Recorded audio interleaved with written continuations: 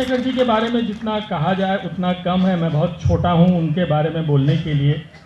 जब इस देश की आबादी के 70% लोग 35 साल से कम उम्र के हैं और शशि शेखर जी उतने ही साल से संपादक हैं। अब आप समझ सकते हैं ये देश के सबसे कम उम्र में संपादक बन गए थे। आज अमर उजाला, हिंदुस्तान, आज तक के साथ साथ डिजिटल मीडिया को समझने वाले ये एकमात्र ऐसे शख्स हैं जिन्होंने जिस चीज़ को हाथ लगाया वो सोना बन गई। जिस अखबार में पहुंचे वो बहुत आगे निकल गया। टीवी में थे तो टीवी में नए प्रतिमान उन्होंने रचे और आज डिजिटल में ही उसी बखूबी से आगे बढ़ रहे हैं हिंदुस्तान के साथ साथ। दैनिक हिंदुस्तान अखबार के तो प्रधान संपादक हैं ही, साथ ही कादम्बरी और नंदन को भी बखूबी देखते हैं, उसके भी संपादक। आप सोच सकते हैं उनकी रेंज। तो सबसे बड़ा सवाल यही उठता है कि शशि जी आप दरअसल हैं क्या। आज जब लोग अखबार लिखते हैं तो बच्चों को भूल जाते हैं, बच्चों पे लिखते हैं तो युवाओं को भूल जाते हैं। आपने कैसे सब कुछ साध रखा है? जवाब कोई बहुत इसके सोचने की बात नहीं। मैं शशि शेखर हूँ, ये अपने आप में जवाब हो सकता है। और दूसरे, जब मैं काम करने आता हूँ मुझे ऐसा लगता है जैसे मैं इसी के लिए बना था। मुझे कोई और कुछ नहीं आता। मैं चाय बनाना नहीं जानता, मैं कुछ भी नहीं जानता इसके अलावा। मुझे सिर्फ एक लिखा हुआ शब्द बहुत ज़्यादा प्रभावित करता है। और जब आप लिखे हुए शब्द पर काम करते हैं तो कभी कभी अपने हुए लिखे को भी देखने में ऐसा लगता है जैसे आप परकाया प्रवेश कर रहे हैं। तो मुझे जब मैं नंदन के लिए प्लानिंग के उसमें बैठा होता हूँ अपने साथियों के साथ, तो मैं उनसे ये पूछता हूँ कि आप बच्चों की तरह सोचते कैसे हो। और जैसे एक बार हम लोगों को कुछ करना था गंगा के ऊपर, तो मुझे नीरज जी की कुछ बातें याद आई। एक मेरा नाम जोकर का गाना है, ए भाई ज़रा देख के चलो जी। तो नीरज जो कि रोमांस के कवि हैं, जो कि रहस्यात्मक कविता वाले हैं, जिन्होंने जीवन मृत्यु पर बहुत लिखा, उनको जब राज कपूर ने बुलाया तो वो हंसने लगे नीरज जी। उन्होंने कहा भाई हीरो के लिए लिख सकता हूँ, विलेन के लिए लिख सकता हूँ, हीरोइन के लिए लिख सकता हूँ, जोकर क्या गाना गाएगा। तो 3 दिन नीरज जी के साथ वो सवेरे तक चर्चा करते रहे। 4 बजे के करीब जाते थे राज कपूर। और तीसरे दिन जाते जाते कहा कि अब नीरज साहब इस कमरे से बाहर आप तब निकलेंगे जब आप उस गाने को लिख देंगे। तो मैं जब भी कभी मुझे लगता है कि थोड़ी रचनात्मकता चुक रही है तो मैं नीरज जी को याद कर लेता हूँ। अगर वो जोकर पे लिख सकते हैं तो मैं नाचीज महिलाओं पे भी लिख सकता हूँ और कुछ भी कर सकता हूँ। पर जब सवाल ये सामने आता है कि आप तो लिख सकते हैं लेकिन वो क्या चाहते हैं, जब ये तय करना होता है तो कैसे तय करते हैं? हम गड़बड़ तब करते हैं जब हम उस सोसाइटी को भूल जाते हैं जहाँ से हम आते हैं, और हम कुछ ऐसी चीज़ों में भटक जाते हैं जो शायद हमारी नहीं होती। मैं बनारस में पैदा हुआ, मिर्ज़ापुर में पला पड़ा, इलाहाबाद में पला बढ़ा, आगरा में पला बढ़ा, मैनपुरी में रहा। मैं गंगा यमुना के दोआब की संतान हूँ। और जब मैं गंगा यमुना के दोआब के बारे में सोचता हूँ, अपने बचपन के बारे में सोचता हूँ, और जब उस पढ़े लिखे से उसको मिलाता हूँ, तो मुझे लगता है कि जो पाश कहा करते थे कि मंड के लोगों से मेरा अंतरिक्ष मिलता है, तो इन लोगों से मेरा अंतरिक्ष मिलता है। वाह क्या बात है। 35 साल पहले अगर मैं जाऊं, जब आप पहली बार संपादक बने थे, वो दौर को थोड़ा सा आज की पीढ़ी को अगर आप बताएं, क्योंकि यहाँ जो पीढ़ी बैठी है 35 साल पहले बहुत सारे लोगों का जन्म भी नहीं हुआ होगा। मैं 35 साल पहले संपादक नहीं हुआ था। मैं 35 साल पहले अखबार में काम करने गया था। 31 साल पहले संपादक हुआ। ओके, 4 साल का हुआ ये कि मैं BHU में पढ़ता था, इंडियन एंशिएंट हिस्ट्री में MA कर रहा था। और मेरे जीवन की सबसे बड़ी महत्वाकांक्षा थी कि मैं परमेश्वरी लाल गुप्ता की तरह कुछ मुद्रा शास्त्र पर काम करूं। और जैसे 18-20 साल के बच्चों का होता है तो कभी कभी मन में आता था कुछ खुदाइयाँ करूं, पुरानी सभ्यताओं को खोजूं। और आज भी अगर मेरा अंतिम शौक़ है तो शायद एक पुराने किले में, एक पुरानी इमारत में छोड़ दीजिए, एक हाथ में बस पानी की बोतल होनी चाहिए, मैं दिन भर वहाँ निकाल देता हूँ। और जब पेरिस में लोग बाज़ारों में भटकते हैं तो मैं वहाँ के संग्रहालयों में या वर्साय के किसी एक आंगन में घंटों गुजार देता हूँ। मुझे वहाँ पे फ्रांस राज्य क्रांति की जैसे आवाज़ें आती हैं। तो उसी दौरान मुझे आज अखबार के जो मालिक थे वो उस समय 27 साल के थे, उनको कुछ नौजवान लड़कों की ज़रूरत थी। और उनके दिमाग में ये था कि मैं इंडियन एक्सप्रेस से बड़ा हिंदी का अखबार बनाऊँगा। तो वो 5 लड़कों को उन्होंने चुना। एक तो खरीज टाइम्स के सीईओ हो गए, एक चले गए दुनिया से, 2 ने जर्नलिज्म को ही विदा कर दिया। मुझे उन्होंने कहा, सारे काम कराने के बाद अखबार बिकवाया, मशीन चलवाई, सेंटर पे भेजा, विज्ञापन के लिए भेजा और हम सब कुछ वही काम कराए। फिर उन्होंने कहा कि तुम पत्रकार बनने के लिए पैदा हुए हो, तुम पत्रकार हो सकते हो। तो वो जाने जाने में जैसे नियति कहीं ले जाती है। तो 23 सितंबर 1980 को वहाँ गया आज अखबार के दफ्तर में, और तब से लौटा नहीं और लौटना चाहता भी नहीं। एक कहानी है, लोग कहते हैं कि जब आप अखबार के संपादक बने तो आपको दोनों तरफ बंदूकें रखा करते थे आप, क्या ये सच है? भगवान जाने, मैं अपने बारे में ये सुन के और पढ़ के, मुझे ये अकेली बात नहीं है। जैसे रामनगर में सिंधिया के बगल में मेरा फार्म हाउस है। अब आप जैसे कानपुर में गंगा के किनारे एक मेरा बहुत बड़ा खेतों का कोई एक समूह है। अब इन बातों को कोई सुनने वाला सुनेगा क्या, कोई लिखने वाला लिखेगा क्या। जहाँ मेरा नाम लिखा गया वहाँ रोशनाई पलट गई। क्या बात, बहुत बढ़िया। 1980 और 2015, क्या फर्क आप देखते हैं तब की पत्रकारिता और आज की पत्रकारिता? अक्सर ये बड़ी भटकाव वाली बातें हैं। मैं आज आप लोगों से 2 बातें बड़े मन की शेयर करना चाहता हूँ, और वैसे भी सत्य के प्रति मेरी भयंकरतम आस्था है। अगर कोई पूछता है कि आप क्या हैं, तो मैं कभी नहीं कहता मैं पत्रकार हूँ। मैं कहता हूँ मैं प्रोफेशनल ट्रुथ टेलर हूँ। मैं पेशेवर तौर पर सच बोलने वाला हूँ, और इस पर कभी कभी लोगों से विवाद होता है। तो मैं उनसे कहता हूँ कि जिस समाज में आप पैसा दे के शिक्षा लेते हैं, जिस समाज में आप पैसा दे के इलाज कराते हैं, जिस समाज में न्याय के लिए आप वकील को पैसे देते हैं, उस समाज में आपको सत्य की ज़रूरत नहीं है। आप उसको कब तक सलीब पर टांगे रहोगे? क्या ईसा मसीह सिर्फ सलीब पर ही टंगे रहे? क्या बुद्ध को आप तभी भगवान मानेंगे जब उनके कान में कोई छेद कर देगा आके? तो मुझे लगता है कि प्रोफेशनल सच बोलने वालों की बड़ी ज़रूरत है सोसाइटी को। तो पत्रकारिता ये है। तो पत्रकारिता, जब हिकीज गजट निकला था, जो देश का पहला अखबार था, वो भी सच के लिए निकला था।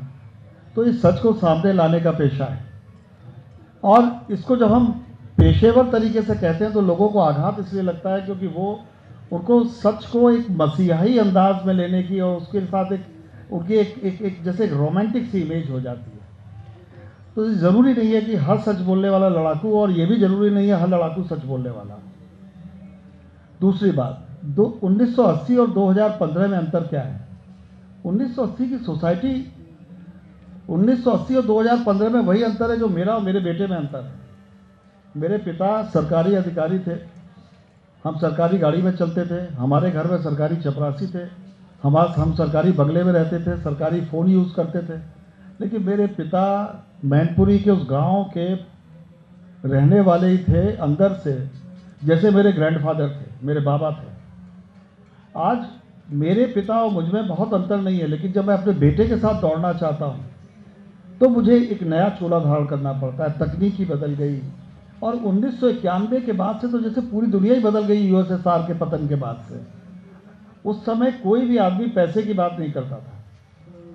हम जब ऑफिसर्स कॉलोनी में रहते थे मिर्जापुर में, जब मैं स्कूल जाना शुरू कर रहा था, तो आप लोगों को जानकर आश्चर्य होगा कि बच्चों में चर्चा ये होती थी कि इसके पिताजी बेईमान हैं। मतलब किसी अधिकारी के लिए बच्चे आपस में बात करते थे कि तुम्हारे पिताजी बेईमान हैं। आज तो ये खबर हो गई है कि इसके पिताजी ईमानदार हैं बेचारा। तो एक अंतर ये है।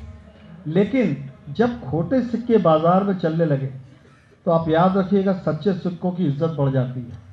क्योंकि अगर सिर्फ खोटे सिक्के बाजार में चलेंगे तो बाजार बंद हो जाएगा। बाजार को चलने के लिए सच्चे सिक्कों की जरूरत है। सर, आपने सत्य की बात की, सच की बात की, लेकिन आज तो सच ही सवाल के घेरे में। सच कब सवाल के घेरे में नहीं था? और सच है भी कि नहीं है? अगर मैं इसके दार्शनिक तत्व पे चला जाऊं तो सवेरा हो जाएगा, कल सुबह हो जाएगी, हम फैसले पे नहीं पहुंचेंगे। अखबार पढ़ते हैं, टीवी देखते हैं, वो रोज ये सवाल करते हैं कि जो हमें दिखाया जा रहा है या बताया जा रहा है वो कितना सच है। मैं उनको बार बार कहता हूँ, कितना आसा है तस्वीर बनाना औरों की, खुद को पसे आईना रखना कितना मुश्किल है। तो आज सबसे बड़ी परेशानी ये हो गई है। और सिर्फ क्या सच मीडियाई सवाल के घेरे में है? सबसे बड़े सवाल तो धर्म पर उठ रहे हैं। पूरी दुनिया में नास्तिकों की संख्या बढ़ती चली जा रही है। पोप की सबसे बड़ी चिंता ये है। और जो धर्म के नाम पर कत्लेआम हो रहे हैं वो, तो क्या धर्म कोई बीच का रास्ता इख्तियार करे सच के तरीके से?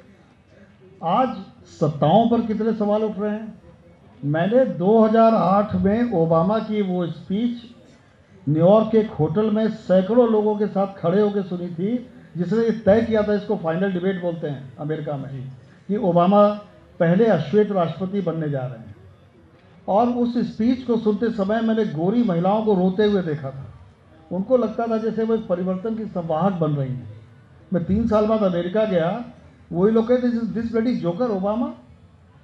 यहाँ हम वक्त के उस दौर में हैं जहाँ खड़े रहना ही शायद एक संघर्ष हो गया है। आदमियों की उम्मीदें बहुत बढ़ गई हैं, और उन उम्मीदों की एक दिक्कत यह है कि एक तरफ तटस्थ लोगों का दरिया है जो सब चाहता सब है, करता कुछ नहीं है। तो सवाल अगर हैं तो बने रहने चाहिए, हमें भी कसे रहने पे आप मजबूर करते हैं। वो नाउम्मीदी होती है कभी? नहीं, नाउम्मीदी संजीव इसलिए नहीं होती कि मैंने वो पुराने पत्रकार भी देखे हैं 1980 में जो पराड़कर जी के साथ काम करते थे। और पराड़कर जी, मैं कभी कभी कल्पना करता हूँ दोस्तों, बुरा लगेगा सुन के, आघात लग सकता है, मुझे माफ़ कीजिएगा।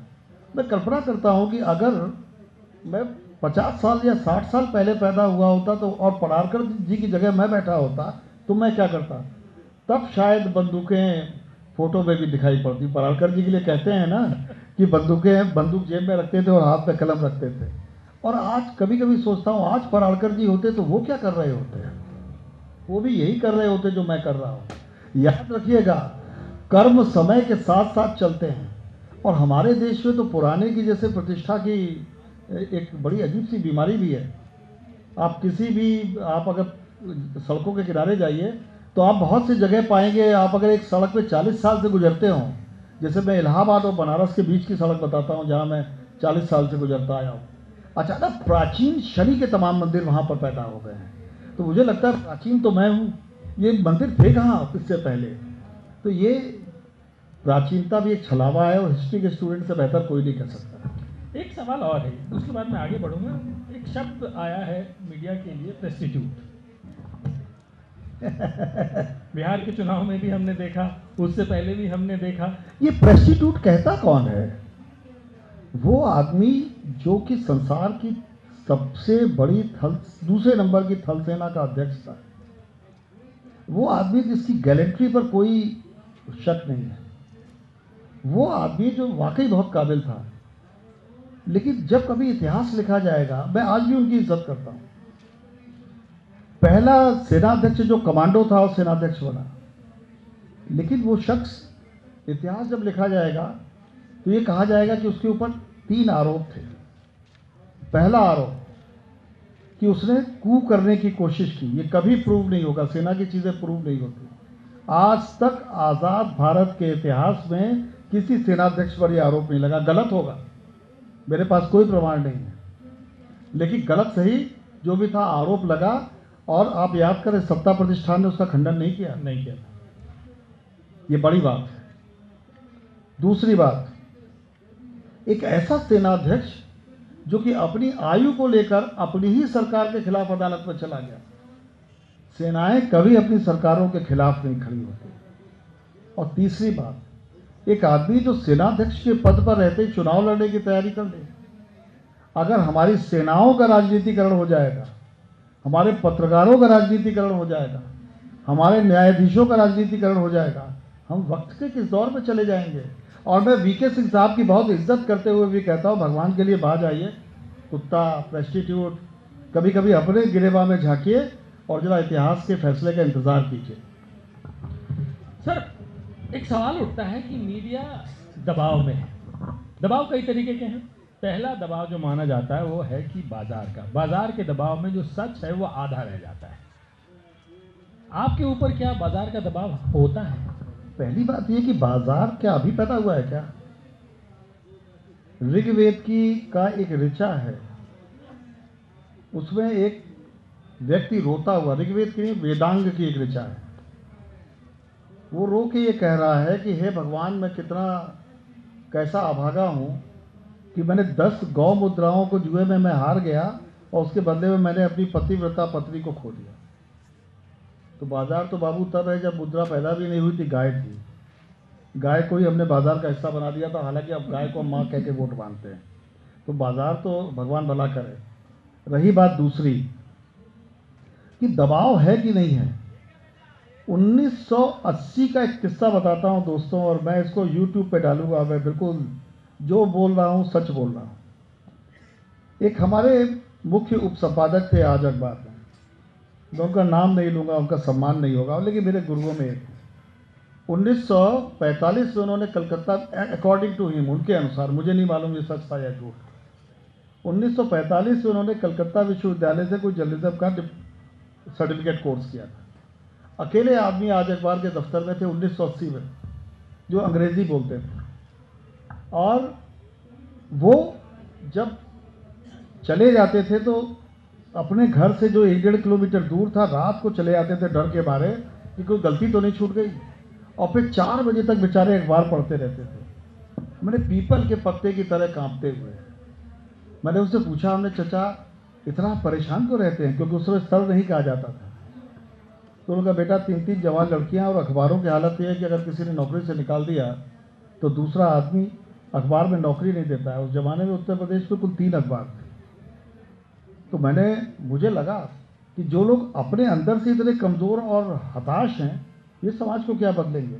तो उस दिन से सारी कोशिश, संजीव, जिस दिन मैं 84 में मेरे हाथ में अखबार आया, कुल 24 साल का था, तब से लेके आज तक 55 साल का कल हुआ हूँ मैं, तब से लेके आज तक मेरी सारी कोशिश रही है पत्रकारों का जीवन स्तर बदले, ताकि वो कम से कम इतना डरे नहीं जैसे कि चचा डरा करते थे। जब भी कभी कोई भयभीत होता हुआ नज़र आता है तो मुझे वो याद आते हैं, और मुझे लगता है पहले इसके भय को दूर करो।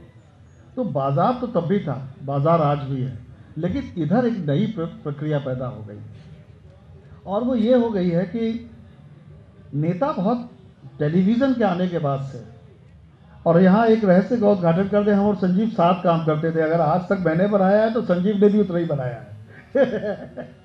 तो संजीव, आप याद करें कि आज तक आने से पहले कोई भी पत्रकार किसी भी प्रधानमंत्री को सर नहीं कहता था जी। कोई भी पत्रकार किसी से भी समय नहीं मांगता था मिलने का, मतलब नेताओं का तो पर कृपा होती थी कोई पत्रकार उनसे बात कर ले। टेलीविज़न जब से आया तो चूंकि बाइट चाहिए होती है, तो नई पीढ़ी ने जन्म लिया। मैं उनकी बुराई नहीं कर रहा, वो गलत काम नहीं करते, वो बुराई नहीं कर रहा, लेकिन नेताओं को एक जरिया मिल गया। जैसे उन्होंने कुछ कहा, उन्होंने कहा नहीं आप तो प्रेरित हैं, आप तो ये गलत करते हैं। अरे भाई, अगर मैं गलत कर रहा हूँ इस समय तो मैं आपकी गलती के बारे में बात कर रहा हूँ, पहले आपकी गलती की बात हो जाए, मेरी गलती पर भी बात करूँगा। ये तो हो नहीं पाता। और चूंकि कुछ ही लोग हैं, उनको बार बार आना पड़ता है, तो अब तो पाठशालाएं लगती हैं। अभी एक पार्टी ने आगरा के 5 स्टार होटल में अपने प्रवक्ताओं का एक सम्मेलन किया, उसमें देश विदेश के तमाम लोग बुलाए गए कि आप मीडिया को कैसे धता बताएंगे, आप सच पर झूठ का नकाब कैसे पहनाएंगे।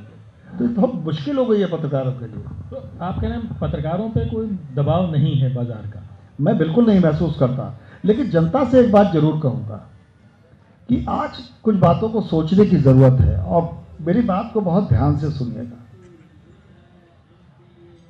आज जो अखबार लोगों तक जाते हैं वो फायदे में है, नुकसान में एक अलग बात है, लेकिन फायदे में कैसे हैं? अखबार विज्ञापन से चलते हैं, अखबार सर्कुलेशन के पैसे से नहीं चलते। एक कप चाय से सस्ता अखबार देता है अखबार का मालिक।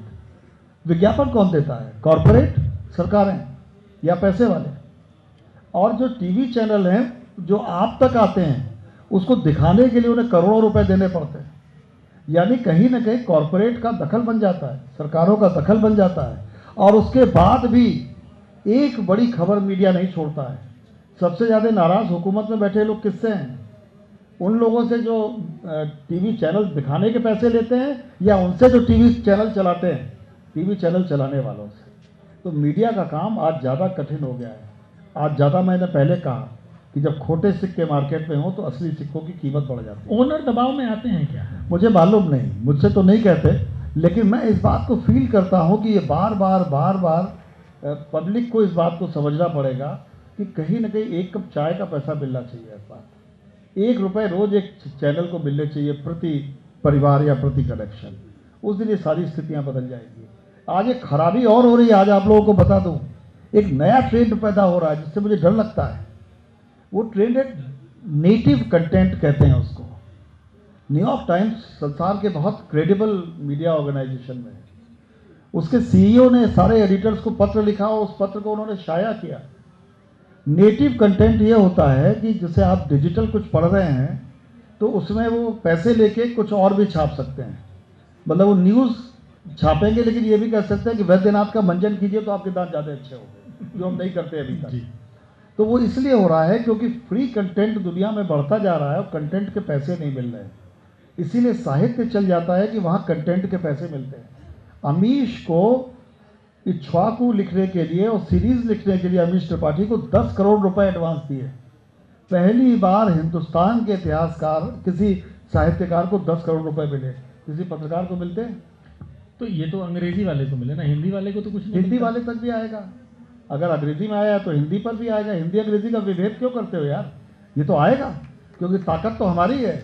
अगर अच्छी हवाएं चलेंगी तो हम तक आएंगी, गर्म हवाएं चलेंगी तो हम तक आएंगी। इसलिए अच्छी हवाओं का खैर मकदम करना चाहिए। तो क्या माने कि आप जिस ग्रुप में हैं उसमें अंग्रेजी और हिंदी सब बराबर है?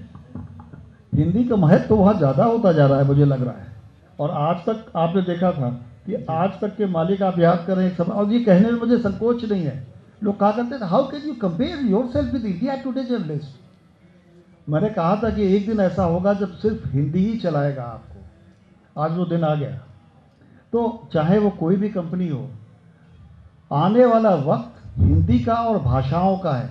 नरेंद्र मोदी, नीतीश कुमार, लालू यादव, ये सारे लोग भले ही अलग अलग खेमों में बैठते हों, लेकिन ये तो भाषाओं की ताकत लेकर दिल्ली तक जाते हैं, फैसले प्रभावित करते हैं। ये समय तो अब हमारा आ रहा है इस देश में। तो हिंदी को डरने की जरूरत नहीं है। हिंदी को इस समय थोड़ा सीना चौड़ा करने की जरूरत है। 56 इंच का हो जाए तो ज़्यादा अच्छा है। बात पाठकों की हो रही थी। पाठकों से आपने एक तो ये अपेक्षा ये की कि वो अगर रोज़ चंद पैसे कुछ बढ़ जाएं तो उसकी क्वालिटी बढ़ जाएगी। उसके अलावा पाठकों से और क्या उम्मीद करते हैं आप?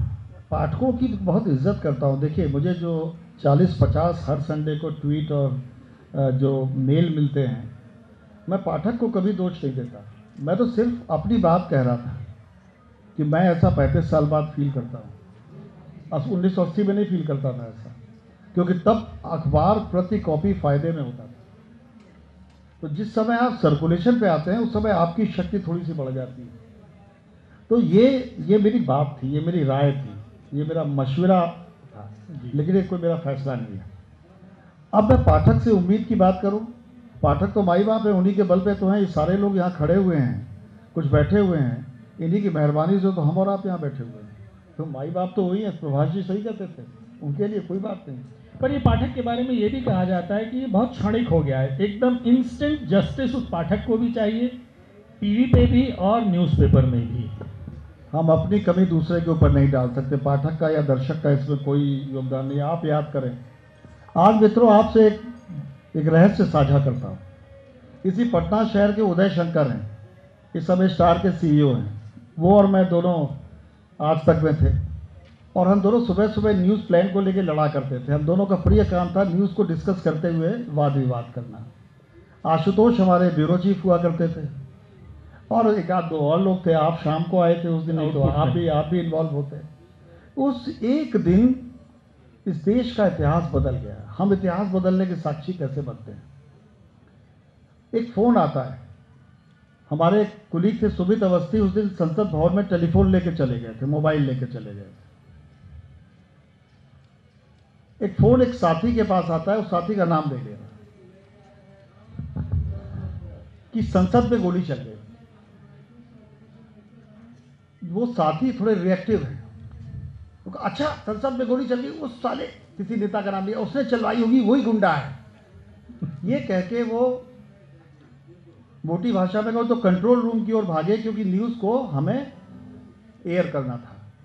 उनके पीछे मैं भागा कि अरे ये मत बोल देना कि उसने गोली चलाई है। मेरे पीछे उदय शंकर भागा, अरे कुछ मत बोलना, सिर्फ संसद में गोली चली लिखो, यही बोलो। मेरे चौथे साथी भागे, पांचवें, और जब हम भाग रहे थे तो लगभग 50-60 मीटर रहा होगा वो पीसीआर जहाँ भाग रहे थे। लोगों को लगा अब तक तो ये संपादक लोग वाद विवाद करते थे, आज तो रजा मुकाबला भी देखने को मिलेगा शारीरिक। लेकिन भागते भागते उस 3 सेकंड के अंदर हम सारे लोग एक मत थे, संसद में गोली चली। उस लम्हे तक हमें नहीं मालूम था कि संसद में आतंकवादी घुस आए हैं। सच को हम उसी लम्हे में जीते हैं और उसकी सुरक्षा का पहला दायित्व तो हमारा है, किसी पाठक का नहीं है। पाठक तो हम पहुंचाते हैं, हम अपनी कभी को कैसे डालते हैं। ये लग बात है कि उन्हीं सज्जन ने वो मजमा लूट लिया था। जो सज्जन पार्लियामेंट में थे वो पीछे रह गए थे और जो ऑफिस से बैठ के फोनो दे रहे थे उन्होंने मजमा लूट लिया था। वो कहानी फिर कभी। सर, आपने प्रिंट में लंबे समय तक काम किया और टीवी में भी आप आए, तो सवाल ये है कि प्रिंट का अनुभव बहुत लंबा आपका, टीवी एक शॉर्ट रहा। टीवी में आए आप तो प्रिंट से क्या लेकर आए, और जब टीवी से गए तो क्या लेकर गए, और क्यों टीवी को इतना छोटा रखा आपने? टीवी और प्रिंट में एक बहुत बड़ा अंतर है। टीवी में मुझे ऐसा लगता था जैसे कि ये रेहान किस पोस्ट पे होते थे? Production control. ना, वो जो इंतजामात करते हैं, क्या बोलते हैं उसको? ना, फैसिलिटी मैनेजमेंट। फैसिलिटी मैनेजमेंट, लेकिन उसका एक शब्द है, मैं इस समय मेरे दिमाग से बन रहा है। अब जैसे एक उदाहरण देता हूँ, लोकसभा अध्यक्ष थे बाली योगी, उनकी डेथ हो गई, हेलीकॉप्टर गिर गया उनका। अब सारे रिपोर्टर मुझे रिपोर्ट करते थे, चेन्नई से वो 8 घंटे जगह दूर थी, हैदराबाद से 10 घंटे दूर थी। मेरी चिंता बाली योगी की नहीं थी, मेरी चिंता ये थी कि मैं कैसे टेप मंगाऊँ वहाँ से, कैसे दिखाऊँ। और ये इस तरह के फैसले करने में मुझे बार बार ये लगता था कि दिखाने के चक्कर में मैं एक इवेंट मैनेजमेंट कंपनी का एडिटर, मुझे बार बार लगता था। और याद करें, वो जो 1.5 साल था भारतीय इतिहास का और संसार के इतिहास का सबसे लोमहर्षक साल था। उसी में नेपाल के राजघराने की हत्या हुई, उसी में गुजरात का भूकंप आया, उसी में 9/11 हुआ, उसी में संसद पे हमला हुआ, उसी में फूलन देवी की हत्या हुई। ऐसे वहाँ इतना घट्टा संकुल समय था वो कि जिसे संसार के इतिहास को बदल दिया। और हर बार मुझे ये सोचना होता था कि मैं दृश्यों को कैसे दिखाऊं, क्योंकि television is art of camera, तो वो उसकी लैंग्वेज कैमरा है। जबकि प्रिंट में हम अभी भी, भले कंप्यूटर आ गया, लेकिन हम लिखे हुए शब्दों का प्रयोग करते हैं।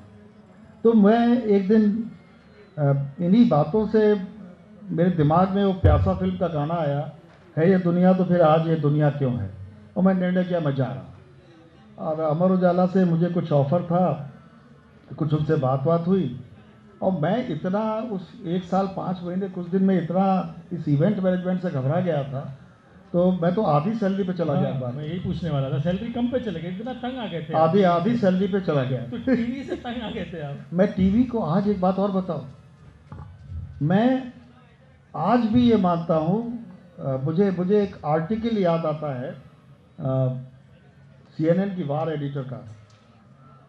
उसने जब उसके 10 साल CNN में पूरे हुए, उस समय भी वो संसार में सबसे ज़्यादा पैसे कमाने वाली जर्नलिस्ट थी।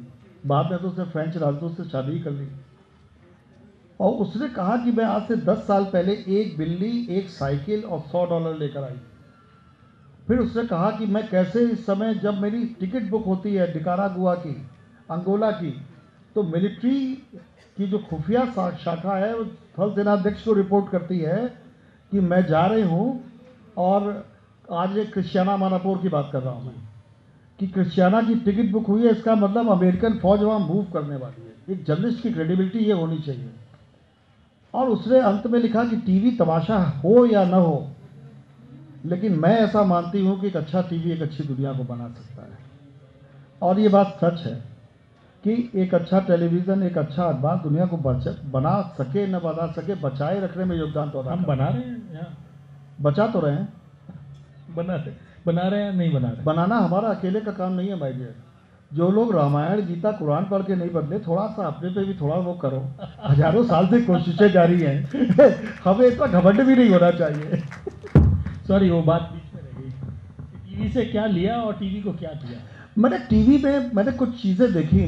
प्रिंट में मैं क्रेडिबिलिटी लेकर गया था, और जब तक हम थे आज तक मैं और हम सारे लोग प्रिंट से ही गए थे जी। और हम सारे लोगों ने वहाँ पे कहा कि खबर जो है, जहाँ है, जैसी है दिखाएंगे, लेकिन खबर का अकेला मूल तत्व तो है सत्य।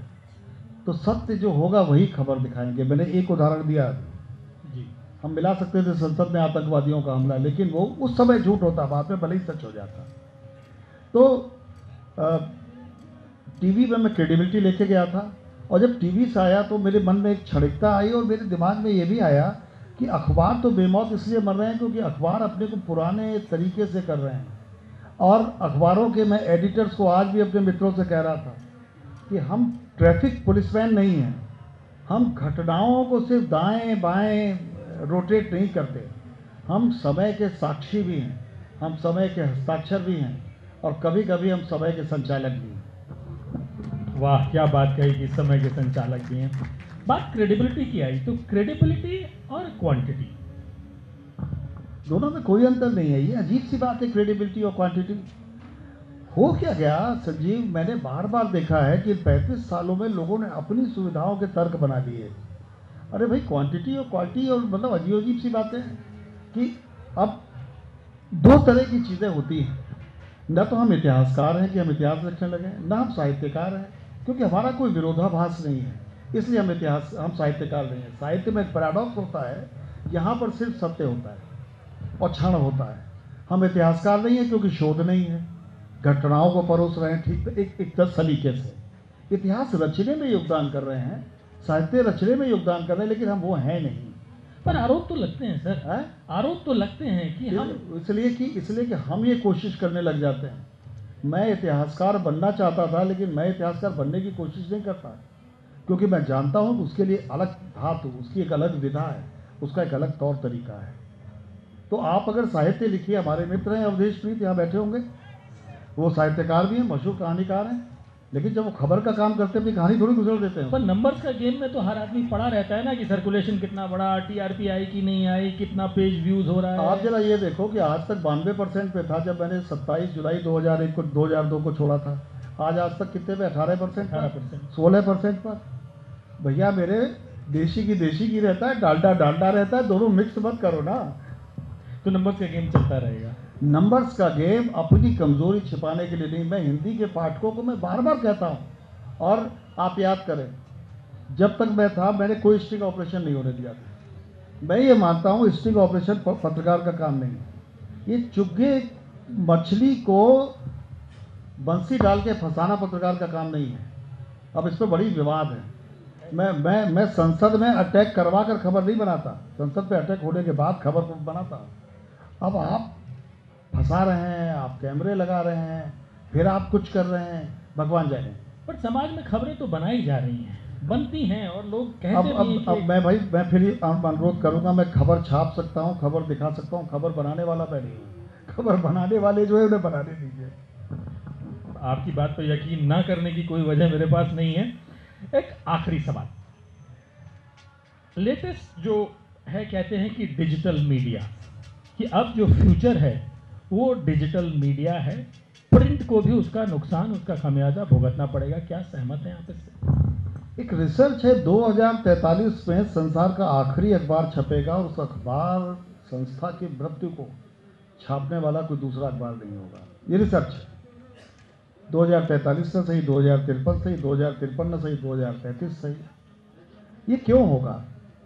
ये इसलिए होगा कि कागज़ धीमे धीमे हमारी और आपकी ज़िंदगी से गायब हो रहा है। आप में से कितने लोगों के घर कभी तार आया है? जब हाथ उठाइएगा, क्या तार आता है? ये कभी आया होगा? अब तार आता है किसी के घर में? अब किसी के घर में डाकिया चिट्ठी लेके आता है दोस्तों? नहीं आता ना। अब आप बताओ, एक चिट्ठी लिखते थे, उस चिट्ठी का इंतज़ार करते थे, अब खटाक से एसएमएस आ जाता है। तो जो हमारी जो शताब्दियों पुरानी आदतें थी, वो ज़रूरियात बदलती जा रही हैं। और एक आप लोगों से गंभीर बात और करना चाहता हूँ। संसार का पहला आविष्कार जिसने समाज बनाया, आग थी। जिससे दुनिया बनाई वो पहिया था। अब ये दुनिया को बनाएगा या बिगाड़ेगा डिजिटल, मुझे मालूम नहीं, लेकिन आप जरा सोचिए, खटाक से आप एसएमएस कीजिए, रशिया में, साइबेरिया में कहीं भी पहुंच जाता है, और इलाज कराने का नुस्खा भी पहुंच जाता है, और आतंकवादी को भी संदेश पहुंच जाता है कि विस्फोट कर दो। तो ये दोनों चीज़ें साथ साथ चल रही हैं। 2043 या जो भी समय होगा उसमें ये होगा, ट्रांसपोर्टेशन कॉस्ट बहुत बढ़ जाएगी, कागज़ पर्यावरण के चलते कम होते जाएंगे, उससे ज़िंदगी से जैसे खत ख़त्म हो गए, तार ख़त्म हो गए, ऐसे चीज़ें ख़त्म हो जाएंगी और तब डिजिटल हो जाएगा। लेकिन ये कब होगा मैं नहीं जानता।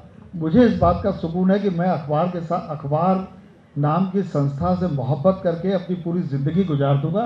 मेरी ज़िंदगी में अखबार चलता रहेगा। मुझे ईश्वर ऐसा दिन न दिखाए कि बिना अखबार के ज़िंदा रहना पड़े। नहीं, बिल्कुल ऐसा दिन नहीं आएगा सर। लेकिन डिजिटल में शशि शेखर 35 साल पहले जिन्होंने अखबार से शुरुआत की थी, वो क्या करते हैं, वो डिजिटल को किस तरह अपना रहे हैं और आगे 10 साल बाद अपने को डिजिटल की दुनिया में कैसे देखते हैं? मैं भी टेलीविज़न से मैंने क्षण में रहना सीखा संजीव। उससे पहले अखबारों में ये होता था शाम को 5 बजे 6 बजे कुछ लोग उंघाते हुए आते थे। अब वो बेचारे सवेरे से लिस्ट बनाते हैं, 9:30 बजे कॉल होती है हमारी 10 बजे तक। हम ये जान जाते हैं पूरे ग्रुप में हम क्या पिटे क्या हुआ। अब अगर ठाकुर तिरविजय सिंह सवेरे 9:30 बजे जवाब दे रहे हैं तो 4-5 हमारे संपादक लोगों ने सारे अखबार पढ़ के उनको बताया होगा। यही संपादक लोग, विशेश्वर जी दिन में 2 बजे अखबार पढ़ने की आदत थी कि नहीं थी आपकी? पुराने साथी हैं हमारे। तो अब यार 2 बजे से 8 बजे का समय हो गया। अब हमने क्षण में रहना, क्षण के साथ चलना सीख लिया। अखबार पहले हम ये सोचते थे जब खबर आएगी तो छाप देंगे। अब हम ये सोचते हैं खबर जो हो, जहाँ हो, जैसी हो, व्हीकल है 24 घंटे बाद अखबार आएगा, लेकिन उस पर काम अभी से करेंगे। इसने अखबारों को बदला। मैं डिजिटल में कहाँ पाता हूँ अपने को? लिखा हुआ शब्द है और अब बोले हुए शब्द और दिखाए हुए शब्द से भी कोई गुरेज नहीं है। मुझे तो अपना भविष्य बहुत अच्छा नज़र आता है। अभी तो नौजवान हूँ, अभी तो जवानी चढ़ रही है मेरी, 55 साल का तो हुआ हूँ। तो अब मुझे लगता है कि अगर मैं काम करना चाहूँगा तो 70 साल तक काम करूँगा और आप तब मेरी उम्र के हो जाएंगे। बहुत बहुत शुक्रिया सर, और हम यही उम्मीद करेंगे कि आप ताउम्र ऐसे ही जवान रहें और हमको मार्गदर्शन देते रहें। बहुत बहुत शुक्रिया, आप यहाँ आए, हमसे बात की। अगर दर्शकों का कोई सवाल है, कुछ पूछना चाहें तो माइक वहाँ तक दिया जा सकता है। हाँ सर, नमस्कार सर। सर, हिंदुस्तान को मैं बहुत चाहता हूँ और आप ही के चलते चाहता हूँ सर। आपके लेख मैं हमेशा पढ़ता हूँ और आज की जो हालत है हमारे देश में, सहिष्णुता और असहिष्णुता, इस पर मतलब सच्चाई क्या है और आपके मुंह से मैं सुनना चाहता हूँ। आपको पढ़ता आ रहा हूँ लेकिन आपके मुंह से सुनना चाहता हूँ सर। हाँ सर, मेरा नाम चंदन कपूर है, मैं सीवान बिहार से हूँ। चंदन, पिछले 3 मैंने कॉलम से सहिष्णुता असहिष्णुता पर लिखे हैं।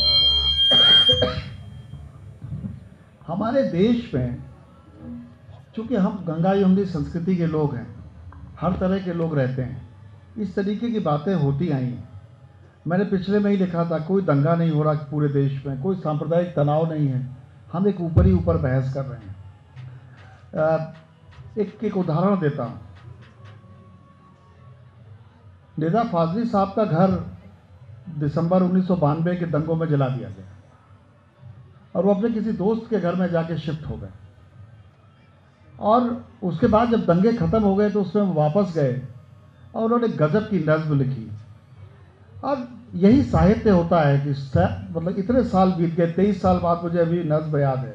कुछ शब्द इधर उधर हुए होंगे लेकिन नज़्म का आशय यही था, कुछ सवालों के हल न हुए हैं हल, रख के कांधे पे हल, घर से बाहर निकल, जो हुआ सो हुआ।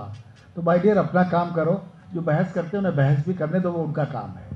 सबसे पहले आपको बहुत बहुत प्रणाम कि आप यहाँ पटना आए हैं। मैं रोशन, पटना यूनिवर्सिटी का बीएमसी पत्रकारिता का छात्र हूँ।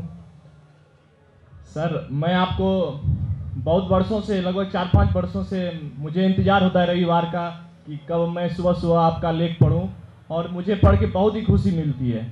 तो सर, मैं आपसे सीधा सा छोटा सा सवाल पूछना चाहता हूँ कि मेरी भी आशा है कि कुछ दिनों बाद मैं भी अपना एक लेख लिखूं। तो इस फील्ड में सर, एक अच्छा कहने का मतलब अपनी भाषा पे एक अच्छी पकड़ बनाने के लिए मुझे किन किन चीज़ों पे ध्यान देनी पड़ेगी? मेरा नाम रोशन कुमार झा, मैं सुपौल जिला मिथिलांचल से हूँ। रोशन कुमार, भगवान करे आपका नाम बहुत रोशन हो। देखिए, अच्छा लिखने का कोई पैमाना नहीं है, लेकिन जो हम सोचें वैसा लिखें ये बहुत मुश्किल है। एक भवानी प्रसाद मिश्र की कविता है, जिस तरह तू बोलता है उस तरह तू लिख, जिस तरह तू सोचता है उस तरह तू दिख। तो बड़ा मुश्किल है, क्योंकि जब हम बोलने को लिखने लगते हैं तो हमारे शब्द थोड़े भटकने लगते हैं। लेकिन मुझे ऐसा लगता है कि अभ्यास बहुत ज़रूरी है। मैं जब पत्रकार बना तो एक दिन मेरे एक सीनियर थे, तो उन्होंने 1980 में मुझसे कहा कि चला रोज़ एक एडिटोरियल लिखल जाई। मैं बोल नहीं पाता भोजपुरी, तो हम लोग 2 बजे रात को काम ख़त्म करते थे और हम एडिटोरियल लिखते थे उस दिन की लीड स्टोरी पर। तो एडिटोरियल कभी छपा तो था नहीं, टेडी फ्रेंडी का एडिटोरियल कहाँ छपता है। लेकिन 10-12 दिन बाद उन्होंने मुझे एक गंदी सी गाली दी कि तुम तो गधे हो, झक्की लगते हो, मैं अपने घर जा रहा हूँ। लेकिन मैं लिखता रहा। तो उससे मुझे 2 आदतें पड़ गई। एक तो मुझे ये अंदाज़ हो गया कि इतने शब्दों पे एडिट लिखा जा सकता है। दूसरे, मेरी स्पीड बहुत बढ़ गई। और तीसरे, उस स्पीड की वजह से मुझमें ये शक्ति आ गई कि मैं बोल के लिखा दूँ। आप लोग जो पढ़ते हैं, अक्सर हवाई अड्डे पर इंतज़ार करते हुए, किसी ट्रेन में चलते हुए, कभी किसी मुकाम तक पहुंचते हुए, मैं अपने जो मेरे सहयोगी हैं, मैं इनको सेक्रेटरी नहीं बोलता, तो ज़िंदगी में 2 लोग बहुत इंपॉर्टेंट हैं। एक मेरी पत्नी जो मेरा साथ देती हैं, दूसरे वो जो मेरे सहयोगी हैं जो मेरा दफ्तर चलाते हैं। तो मैं उनको बोल देता हूँ, वो लिख लेते हैं उसको। और उसमें कुछ कभी कभी मैं संख्याओं आंकड़ों के मामले में कह देता हूँ, उस पर थोड़ी इसको डॉट कर देना, बाद में उसको याद करके लिख लेंगे या कुछ कर लेंगे। तो अभ्यास कीजिए। अपने लिखे को जब आप 1 महीना बाद पढ़िएगा तो खुद ही शर्मा जाइएगा। मैं जब पढ़ता हूँ 1 महीना पहले का, तो मुझे लगता है इतना ख़राब लिखता हूँ, तो फिर कोशिश करता हूँ कुछ और थोड़ा बेहतर कर। तो अभ्यास, नथिंग एल्स। ये है कि 2 सवाल मैंने सुने और मैं उम्मीद कर रहा था ऐसे ही सवालों की। तो जो बिहार का पाठक वर्ग है और बाकी देश का, हिंदुस्तान का पाठक वर्ग है, उनमें क्या फ़र्क है, क्या अंतर है? बिहार से ज़्यादा पाठक तो संसार में कहीं हो ही नहीं सकता। बहुत जागरूक और बहुत ही उत्तरदायित्वपूर्ण। पिछले 1.5 साल से मैंने आज कुछ ईमेल्स की चर्चा की थी अपने साथियों से। बिहार से ऐसे ईमेल मुझे मिल रहे हैं जो कि मेरी आंखें खोलते हैं। और ये वो जगह है जो पूरे देश को प्रकाश देती है। लेकिन दोस्तों, आज एक बात आपसे, मैं बिहार में नहीं पैदा हुआ, लेकिन बिहार मुझे रोजी रोटी देता है और बिहार में आता रहा हूँ बचपन से। अब आप लोगों को बिहार को बनाने की भी लड़ाई लड़नी चाहिए। ये ठीक नहीं है कि आपके वोट से, आपकी ताकत से ये देश की राजनीति तो बदल जाए और बिहार बदतर हो जाए। तो आपको अपने हक हकूक़ के लिए काम करना चाहिए और हिंदुस्तान आपके साथ होगा, ये मैं वादा करता हूँ। बहुत बहुत शुक्रिया शशि जी, आप यहाँ आए, पधारे। बहुत बहुत शुक्रिया।